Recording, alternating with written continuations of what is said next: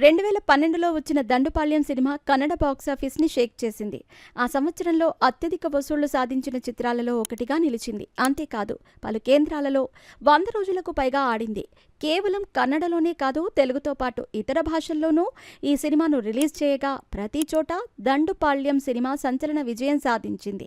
Crime సినిమాల్లో సరికొత్త ఒరవడిని తీసుకొచ్చిన దండుపాళ్యం సిరీస్లో మొత్తం 4 సినిమాలొచ్చాయి. దండుపాళ్యం 2 జూలై 2014లో రిలీజ్ కాగా ఆ వెంటనే దండుపాళ్యం 3 కూడా వచ్చింది. ఆ తర్వాత కేటీ నాయక్ దర్శకత్వం వహించిన దండుపాళ్యం 4 2019లో విడుదలైంది. కాగా దండుపాళ్యం అంటేనే ఒక క్రూరమైన గ్యాంగ్ కళ్ల ముందు మెదులుతుంది.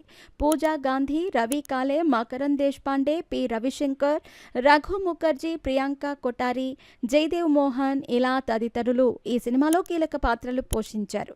మరీ ముఖ్యంగా దండుపాళ్యం ముఠా నాయకురాలి పాత్రలో లక్ష్మి అలియాస్ పూజా గాంధీ హైలైట్గా నిలిచింది.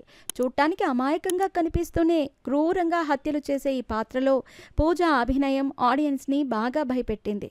అలాగే కొన్ని సన్నివేశాల్లో బోల్డ్గానూ నటించి మెప్పించింది.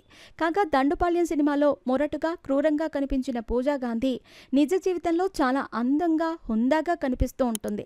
ఇప్పటిదాకా సుమారు 50 సినిమాల్లో నటించింది అందాల తార. కన్నడతో పాటు తెలుగు, హిందీ సినిమాల్లోనూ నటించి ఆడియన్స్ని అలరించింది. చివరిగా దండుపాళ్యం 3 సినిమాలో కనిపించిన పూజ ప్రస్తుతం సిల్వర్ స్క్రీన్కి దూరంగా ఉంది. సినిమాల సంగతి పక్కన పెడితే పూజా గాంధీ నవంబర్ 2022లో పారిశ్రామికవేత్త ఆనంద్ గౌడతో నిశ్చితార్థం చేసుకుంది.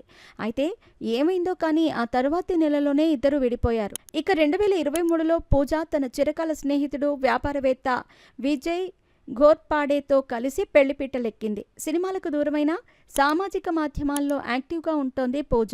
అలాగే పలు సామాజిక సేవా కార్యక్రమాల్లోనూ పాల్గొంటూ ఆ ఫోటోలను అందులో షేర్ చేస్తూ ఉంటుంది. అలా తాజాగా ఆమె షేర్ చేసిన కొన్ని ఫోటోలు నెట్టింట వైరల్ అవుతున్నాయి. వీటిని చూసిన నెటిజన్స్ అసలు ఈమె దండుపాళ్యం హీరోయినేనా అంటూ ఆశ్చర్యపోతున్నారు.